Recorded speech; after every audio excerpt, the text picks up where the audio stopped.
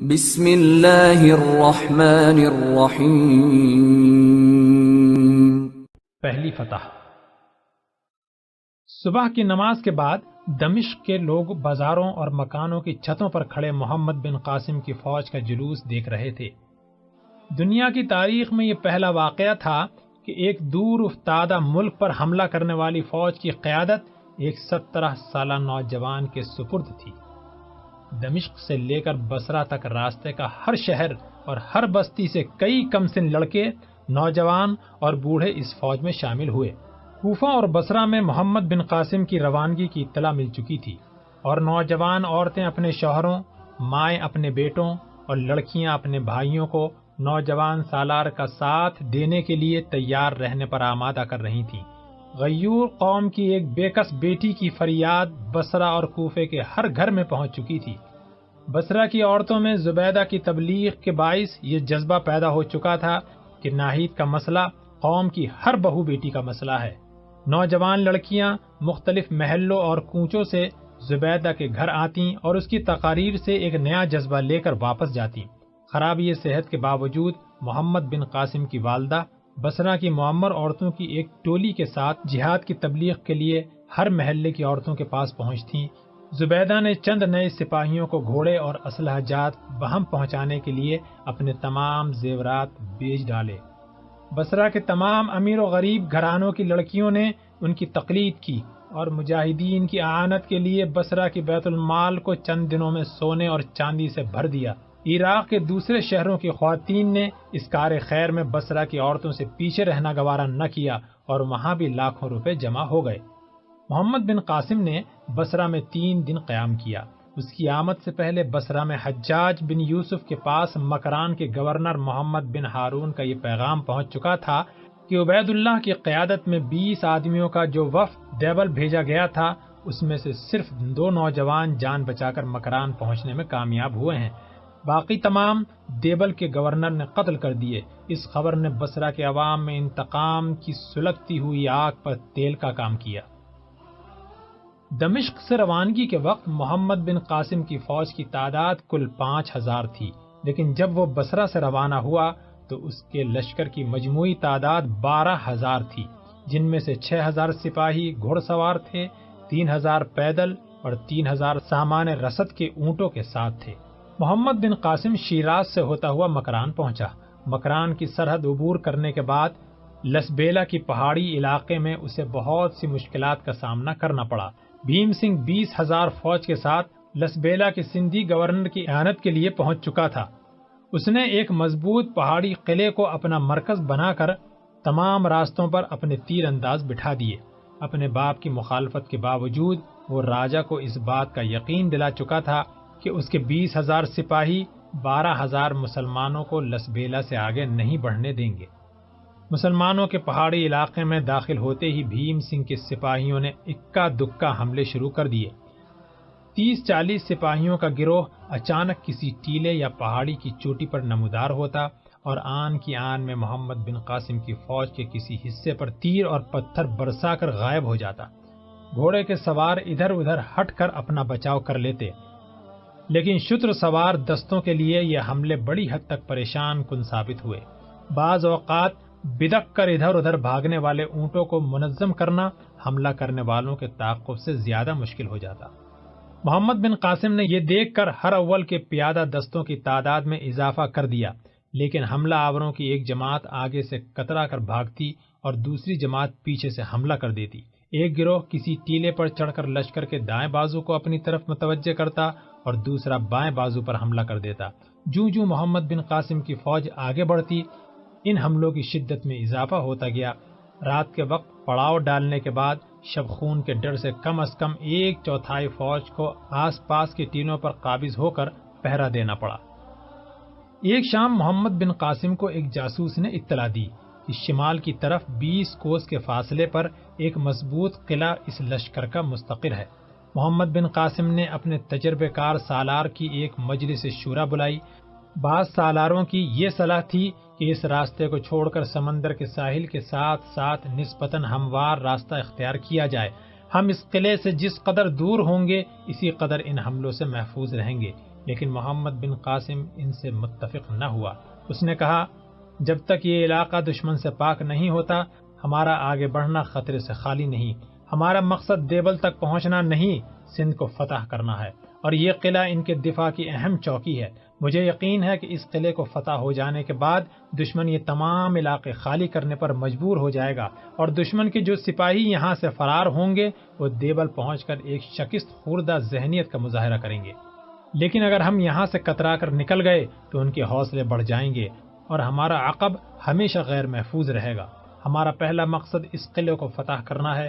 اس قلعے کی فتح کے بعد اگر پہاڑیوں میں پھیلے ہوئے لشکر کی تعداد کافی ہوئی تو وہ اس علاقے میں ہمارے ساتھ فیصلہ کن جنگ کرنے کی کوشش کرے گا، اور اس میں بھی ہماری بہتری ہے۔ میں سمجھتا ہوں کہ ہماری پیش قدمی روکنے کے لیے اس قلعے کے محافظوں کی زیادہ تعداد آس پاس کے پہاڑوں پر منقسم ہے۔ میں آج سورج نکلنے سے پہلے اس قلعے پر حملہ کرنا چاہتا ہوں، اور اس مقصد کے لیے میں اپنے ساتھ فقط 500 پیادہ سپاہی لے جانا چاہتا ہوں۔ آپ باقی فوج کے ساتھ رات بھر پیش قدمی جاری رکھیں۔ اس کا نتیجہ یہ ہوگا کہ وہ لوگ چاروں اطراف کا خیال چھوڑ کر آپ کا راستہ روکنے کے لیے فکر کریں گے۔ چاندنی رات میں آپ کے لیے آگے بڑھنے کا راستہ زیادہ خطرناک ثابت ہوگا۔ اگر صبح تک آپ کو قلعہ فتح ہو جانے کی خبر پہنچ جائے تو آپ پیش قدمی روک کر میرے احکام کا انتظار کریں۔ اگر قلعہ فتح ہو جانے کے بعد دشمن نے کسی جگہ منظم ہو کر مقابلے کی ہمت کی تو میں قلعے کی حفاظت کے لیے چند آدمی چھوڑ کر آپ کے ساتھ آ ملوں گا، اور اگر انہوں نے قلعے کو دوبارہ فتح کرنا چاہا تو آپ وہاں پہنچ جائیں۔ ایک بوڑھے سالار نے کہا مجھے یقین ہے کہ سندھ کی فتح کے لیے خدا نے آپ کو منتخب کیا ہے۔ انشاءاللہ آپ کی کوئی تدبیر غلط نہ ہوگی، لیکن سپہ سالار کا فوج کے ساتھ رہنا ہی مناسب ہے۔ سپہ سالار کی جان بہت قیمتی ہوتی ہے، وہ فوج کا آخری سہارا ہوتا ہے۔ اگر اس خطرناک مہم میں آپ کو کوئی حادثہ پیش آ گیا تو؟ محمد بن قاسم نے جواب دیا قادسیہ کے جنگ میں ایرانیوں کو اپنے زبردست لشکر کے باوجود اس لیے شکست ہوئی تھی کہ انہوں نے اپنی طاقت سے زیادہ رستم کی شخصیت سے امیدیں وابستہ کی۔ رستم مارا گیا تو وہ مسلمانوں کی مٹھی بھر جماعت کے مقابلے میں بھاگ نکلے، لیکن اس کے برعکس مسلمانوں کے سپہ سالار سعد بن وقاص گھوڑے پر چڑھنے کے قابل نہ تھے اور انہیں میدان سے الگ ایک طرف بیٹھنا پڑا۔ لیکن مسلمانوں کی خود اعتمادی کا یہ عالم تھا کہ انہیں اپنے سپہ سالار کے عدم موجودگی کا احساس تک بھی نہ تھا۔ ہماری تاریخ میں آپ کو کوئی ایسا واقعہ نہ ملے گا جب سالار کی شہادت سے بددل ہو کر مجاہدوں نے ہتھیار ڈال دیے ہوں۔ ہم بادشاہوں اور سالاروں کے لیے نہیں لڑتے، ہم خدا کے لیے لڑتے ہیں۔ بادشاہوں اور سالاروں پر بھروسہ کرنے والے ان کی موت کے بعد مایوس ہو سکتے ہیں، لیکن ہمارا خدا ہر وقت موجود ہے۔ قرآن میں ہمارے لیے اس کے احکام موجود ہیں۔ میں دعا کرتا ہوں کہ خدا مجھے قوم کے لیے رستم نہ بنائے بلکہ مجھے مثنیٰ بننے کی توفیق دے، جن کی شہادت نے ہر مسلمان کو جذبہ شہادت سے سرشار کر دیا تھا۔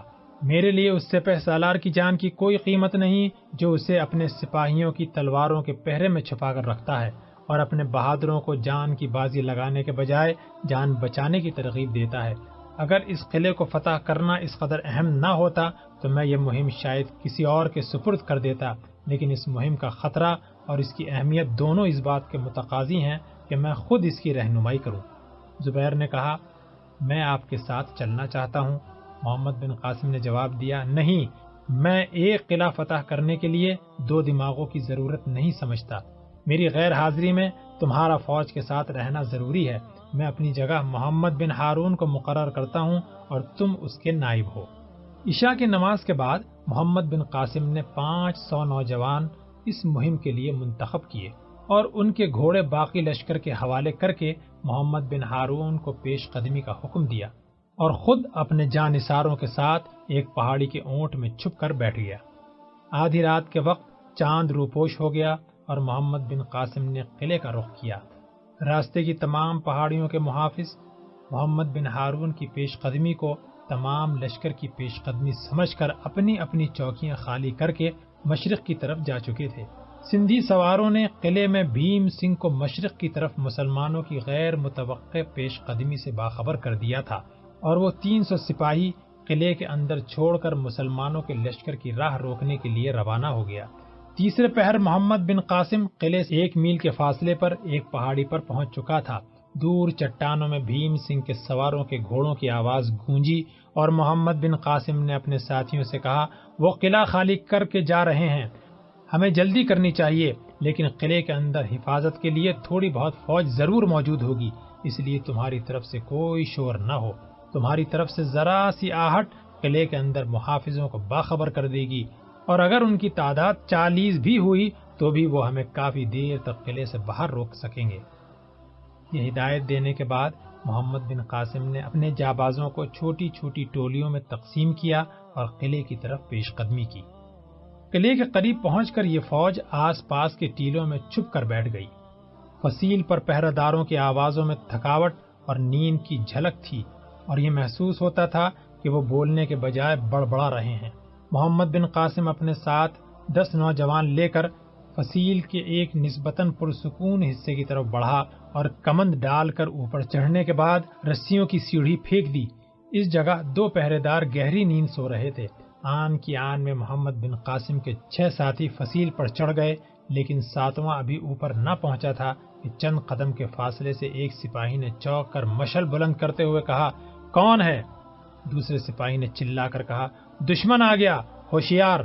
محمد بن قاسم نے اللہ اکبر کا نعرہ بلند کیا اور ساتھ ہی ایک زوردار حملے سے فصیل کا بہت سا حصہ خالی کرا لیا۔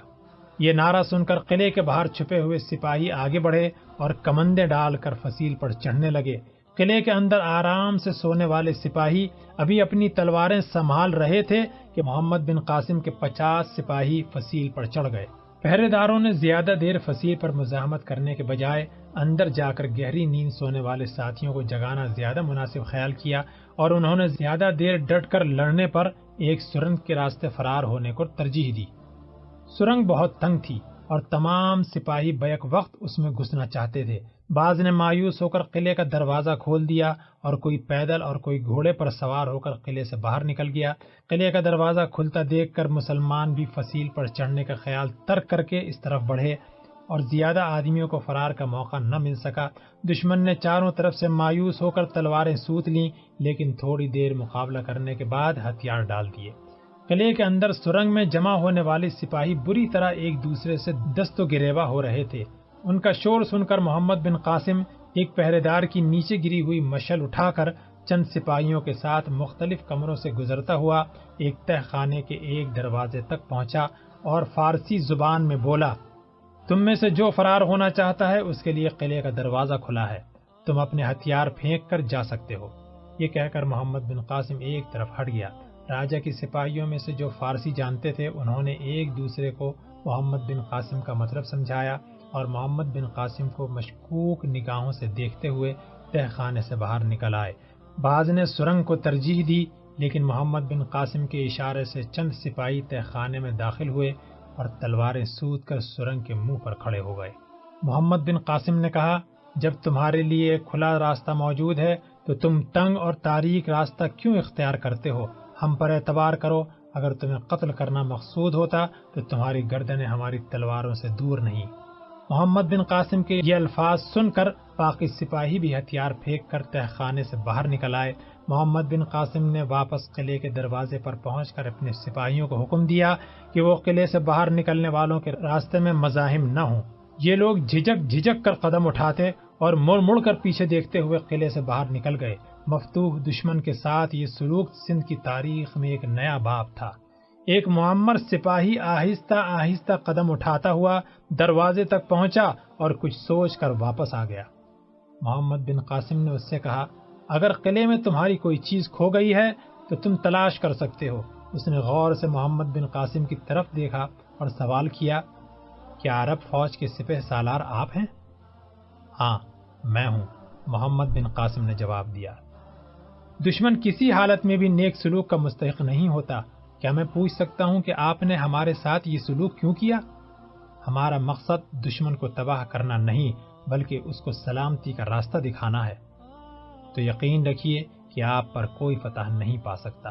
یہ لوگ جنہیں آج آپ اپنے رحم کا مستحق سمجھتے ہیں، کل آپ کے جھنڈے تلے جمع ہو کر ان مغرور بادشاہوں کے خلاف جنگ کریں گے جو گرے ہوئے دشمن پر رحم کرنا نہیں جانتے۔ یہ کہہ کر وہ دروازے سے باہر نکل گیا۔ محمد بن قاسم نے قلعے کا چکر لگایا چند تہخانے کھانے پینے کی اشیاء سے بھرے پڑے تھے اور استبل میں 60 گھوڑے موجود تھے۔ محمد بن قاسم کو یقین تھا کہ محمد بن ہارون کے تعاقب میں جانے والی فوج یہ قلعہ فتح ہو جانے کی خبر سنتے ہی واپس آ جائے گی۔ اس نے محمد بن ہارون کے پاس 4 سوار یہ پیغام دے کر روانہ کیے کہ وہ کسی محفوظ مقام پر پڑاؤ ڈال کر اس کے احکام کا انتظار کرے۔ اس کے بعد اس قلعے کا دروازہ بند کر کے فصیل پر چاروں طرف تیر انداز بٹھا دیے اور قلعے پر جا بجا اسلامی پرچم نصب کر دیے۔ محمد بن قاسم فصیل پر کھڑا طلوع آفتاب کا منظر دیکھ رہا تھا۔ اسے مشرق سے 30-40 سواروں کا ایک دستہ قلعے کی طرف آتا دکھائی دیا۔ محمد بن قاسم اور اس کے ساتھی اسے سندھ کی فوج کا دستہ سمجھتے ہوئے کمانوں پر تیر چڑھا کر بیٹھ گئے۔ یہ سوار قلعے سے کوئی 300 قدم کے فاصلے پر آ کر رک گئے اور ایک سوار اپنے ساتھیوں سے علیحدہ ہو کر گھوڑے کو سرپٹ دوڑاتا ہوا فصیل کی طرف بڑھا۔ تیر انداز محمد بن قاسم کے اشارے کے منتظر تھے۔ محمد بن قاسم نے انہیں ہاتھ کے اشارے سے منع کیا۔ سوار نے فصیل کے نیچے پہنچ کر گھوڑا روکا اور عربی زبان میں کہا، ہم زبیر کے ساتھی ہیں، ہمیں اندر آنے دو۔ محمد بن قاسم نے آگے جھک کر پوچھا، تمہارا نام خالد ہے؟ جی ہاں، اس نے جواب دیا۔ اپنے ساتھیوں کو بلا لو۔ خالد نے پیچھے مڑ کر اپنے ساتھیوں کو ہاتھ سے اشارہ کیا اور محمد بن قاسم نے سپاہیوں کو قلعے کا دروازہ کھولنے کا حکم دیا۔ قلعے سے باہر نکل کر خالد سے سوال کیا، تمہاری بہن کہاں ہے؟ خالد نے جواب دیا، وہ میرے ساتھ ہے، لیکن زبیر نہیں آیا؟ وہ باقی فوج کے ساتھ ہے۔ تمہیں کیسے معلوم ہوا کہ ہم اس قلعے میں ہیں؟ یہ ہمیں خبر مل چکی ہے کہ آپ مکران کے سرحد عبور کر چکے ہیں۔ ہم سندھی سپاہیوں کا بھیس بدل کر یہاں پہنچے اور آپ حیران ہوں گے کہ راجہ کی فوج کا سالار ہمیں یہاں سے 4 میل دور ایک پہاڑی پر پہرا دینے کے لیے متعین کر چکا تھا۔ ہم سخت بے چینی سے آپ کا انتظار کر رہے تھے۔ آج قلعے سے فرار ہونے والے سپاہی وہاں پہنچے اور انہوں نے بتایا کہ قلعہ فتح ہو چکا ہے۔ ہم آپ کو مبارکباد دیتے ہیں۔ سپہ سالار کہاں ہیں؟ محمد بن قاسم نے مسکراتے ہوئے اپنے ایک ساتھی کی طرف دیکھا اور اس نے جواب دیا، تم سپہ سالار سے باتیں کر رہے ہو۔ تھوڑی دیر بعد خالد کے باقی ساتھی ان کے قریب پہنچ کر گھوڑوں سے نیچے اتر رہے تھے۔ محمد بن قاسم نے ان سب پر ایک سرسری نگاہ ڈالنے کے بعد کہا، لیکن تمہاری بہن کہاں ہے؟ خالد نے مسکرا کر مردانہ لباس میں ایک نقاب پوش کی طرف اشارہ کر دیا۔ محمد بن قاسم نے کہا، خدا کا شکر ہے کہ آپ کی صحت اب ٹھیک ہے۔ ہاں، زبیر باقی فوج کے ساتھ ہے۔ زبیر کا نام سن کر ناہید نے اپنے کانوں اور گالوں پر اچانک حرارت محسوس کی۔ محمد بن قاسم نے پھر ایک بار خالد کے تمام ساتھیوں کی طرف دیکھا اور ایک سفید ریش قوی ہیکل آدمی کی طرف مصافحے کے لیے ہاتھ بڑھاتے ہوئے کہا، شاید تم گنگو ہو، میں تمہارا اور تمہارے ساتھیوں کا شکر گزار ہوں۔ گنگو نے محمد بن قاسم کا ہاتھ اپنے ہاتھ میں لیتے ہوئے خالد کی طرف دیکھا اور خالد نے کہا، گنگو اور اس کے ساتھی مسلمان ہو چکے ہیں اور گنگو نے اپنے لیے سعد کا نام پسند کیا ہے۔ محمد بن قاسم نے الحمدللہ کہہ کر یکے بعد دیگرے سب سے مصافحہ کیا اور ناصر الدین یعنی جے رام کے ساتھ ہاتھ ملاتے وقت اس نے کہا، آپ غالباً ناصر الدین ہیں، آپ نے ہمارے لیے بہت تکلیف اٹھائی، خدا آپ کو جزا دے، اور یہ شاید آپ کی ہمشیرہ ہے۔ خالد نے کہا، یہ بھی مسلمان ہو چکی ہے، ان کا نام زہرہ ہے۔ زہرہ نے ناصر الدین کے قریب آ کر دبی زبان میں پوچھا، یہ کون ہے؟ اور ناصر الدین نے اسے خاموش رہنے کا اشارہ کر کے یہ سوال خالد کے کانوں تک پہنچا دیا۔ خالد نے بلند آواز میں کہا، یہ ہمارے سپہ سالار ہیں۔ سعد یعنی گنگو اور اس کے ساتھی حیران ہو کر محمد بن قاسم کی طرف دیکھنے لگے۔ دور سے گھوڑوں کی ٹاپ سنائی دی اور فصیل سے ایک پہرے دار نے آواز دی، دشمن کی فوج آ رہی ہے۔ یہ لوگ جلدی سے قلعے میں داخل ہوئے۔ محمد بن قاسم نے فصیل پر چڑھ کر دور تک نگاہ دوڑائی۔ جنوب اور مشرق کی طرف سے سندھ کے ہزاروں پیادہ اور سوار سپاہی قلعے کا رخ کر رہے تھے۔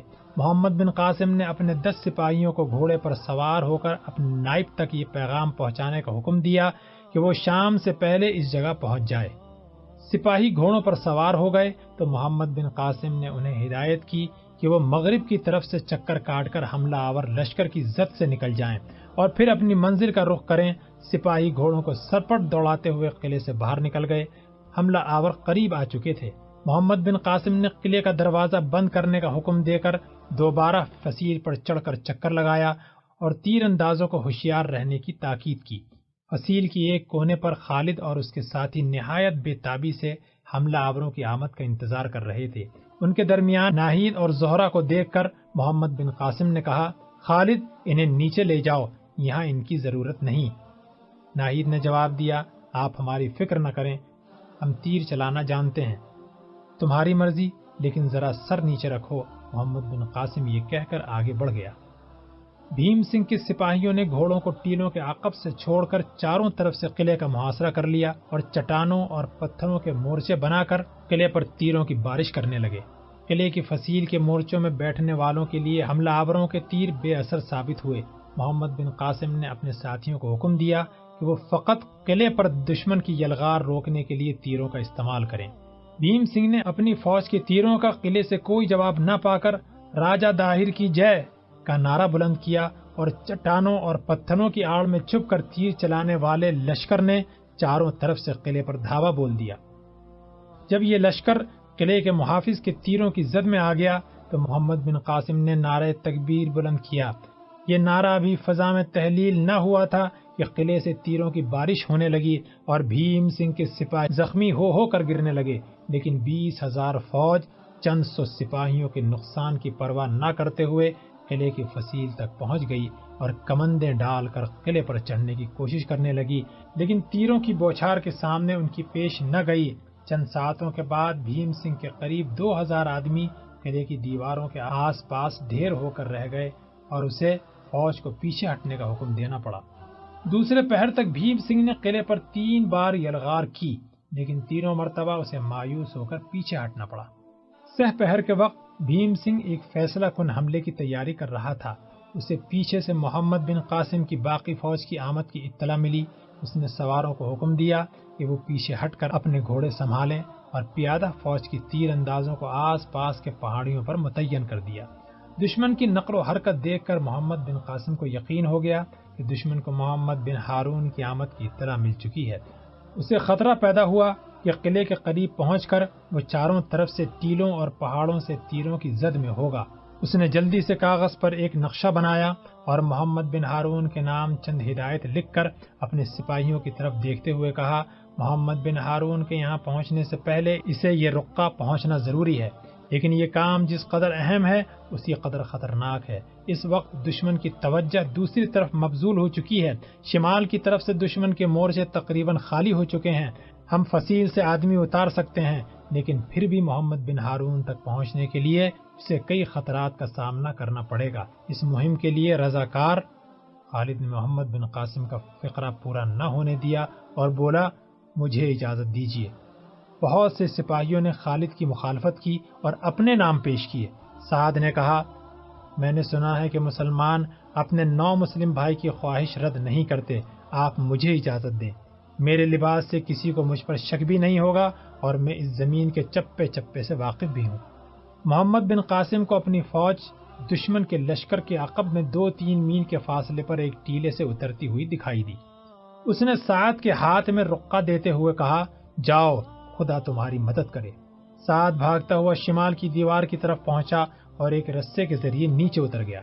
محمد بن ہارون نے دور سے بھیم سنگھ کے سوار دستوں کو حملے کے لیے تیار دیکھ کر اپنی فوج کو رکنے کا حکم دیا اور مقابلے کے لیے صفیں درست کرنے کے بعد پیش قدمی کا حکم دینے والا تھا کہ لشکر کے دائیں بازو کا سالار سرپٹ گھوڑا دوڑاتا ہوا اس کے قریب پہنچا اور اس نے ایک رقہ اس کے ہاتھ میں دیتے ہوئے کہا، یہ تحریر تو سپہ سالار کی معلوم ہوتی ہے، لیکن لانے والا ایک سندھی ہے، ہم نے اسے گرفتار کر لیا ہے، وہ بھی عربی جانتا ہے اور کہتا ہے کہ زبیر مجھے جانتا ہے، اپنا نام کبھی سعد بتاتا ہے اور کبھی گنگو۔ زبیر نے چونک کر کہا، میں اسے جانتا ہوں۔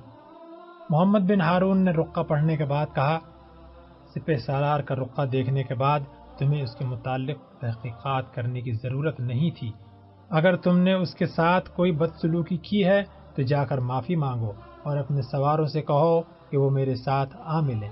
زبیر، ہمارے دائیں اور بائیں طرف تمام پہاڑیوں پر دشمن کے تیر اندازوں کا قبضہ ہے، تم میسرہ کے شتر سواروں کو اونٹوں سے اتر کر دونوں بازوؤں سے پہاڑوں پر حملہ کرنے اور بائیں بازو کے سواروں کو مقدمۃ الجیش کے ساتھ شامل ہونے کا حکم دو۔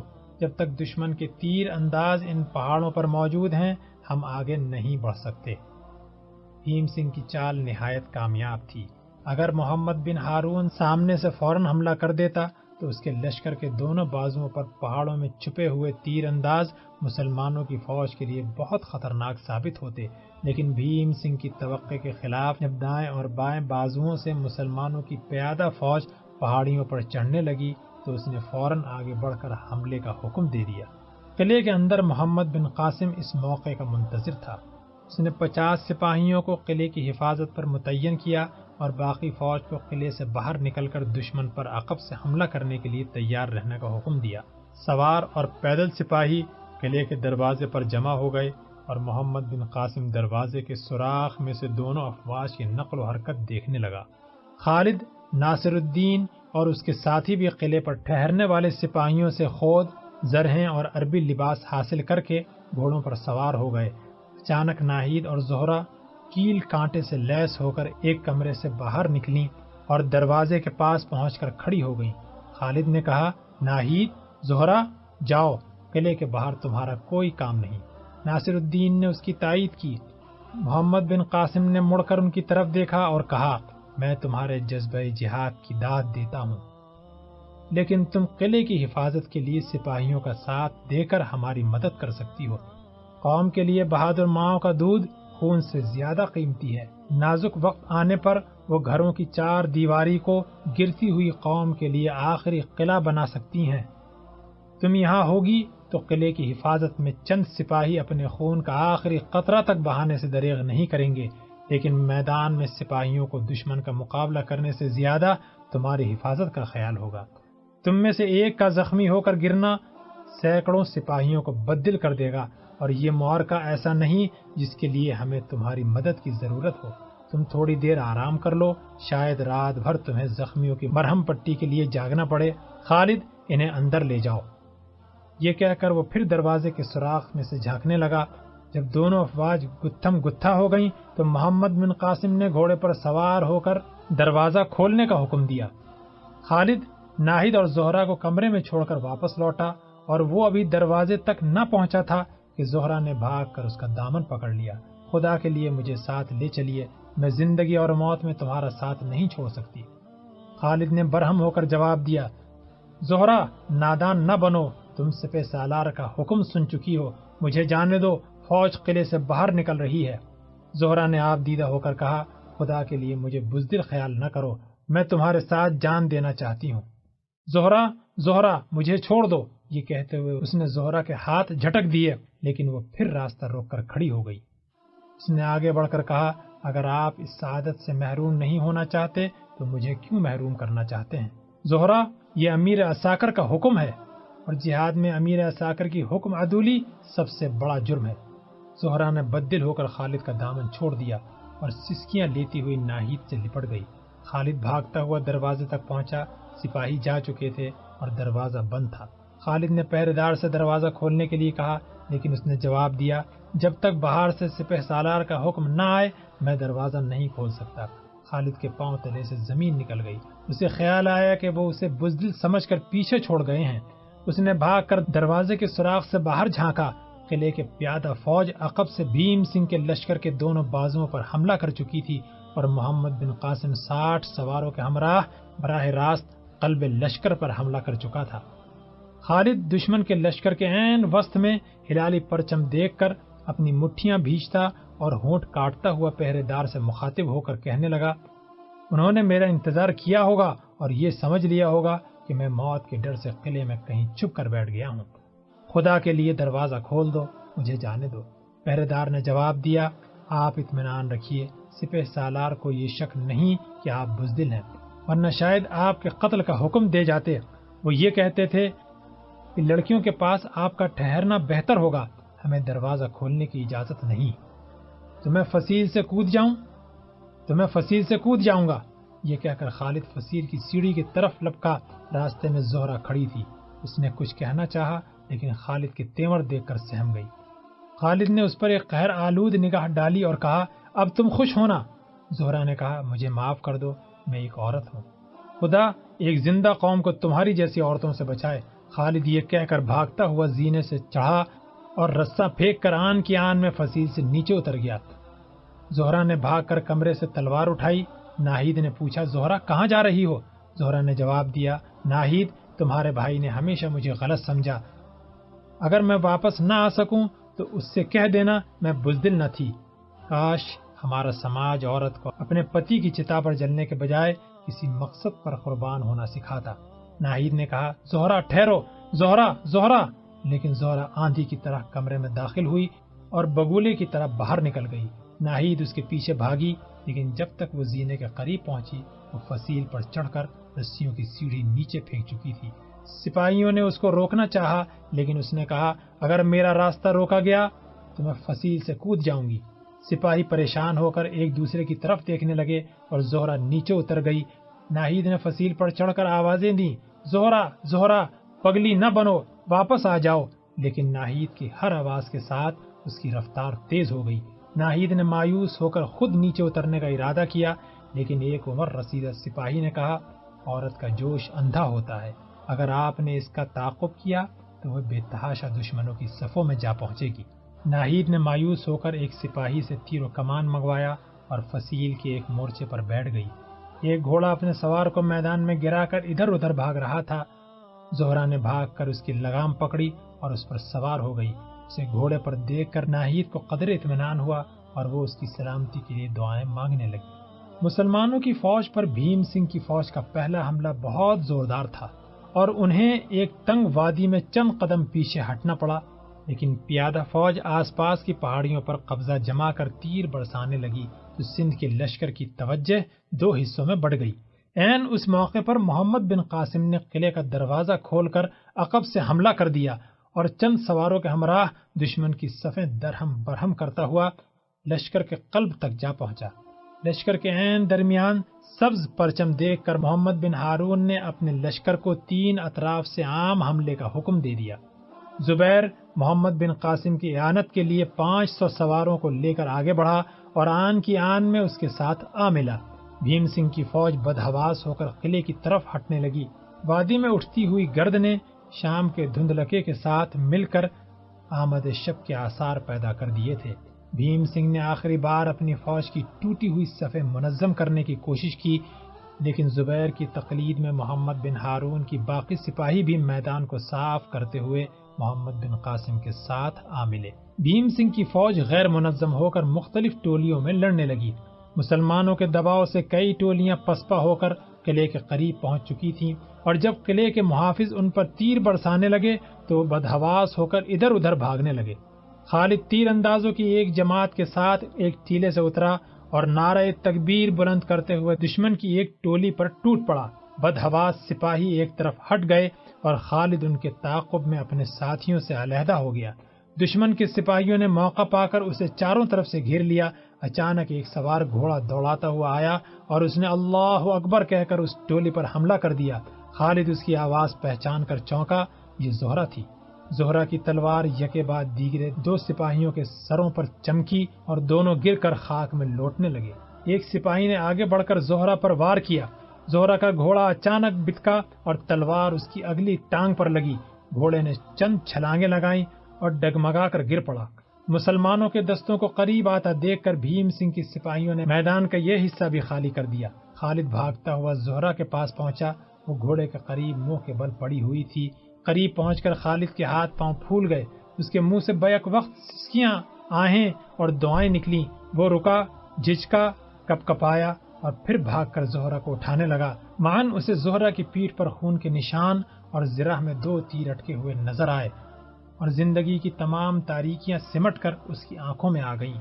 اس نے یکے بعد دیگرے دونوں تیر نکال کر پھینک دیے۔ زہرا نے ایک جھرجھری لینے کے بعد آنکھیں کھولیں اور اٹھ کر بیٹھ گئی۔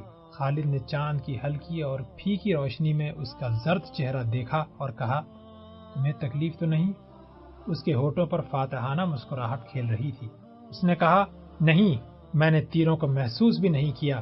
گھوڑے سے گرنے کے بعد میرا سر چکرا گیا تھا۔ میں بالکل ٹھیک ہوں۔ میدان کا کیا حال ہے؟ میدان خالی ہو چکا ہے۔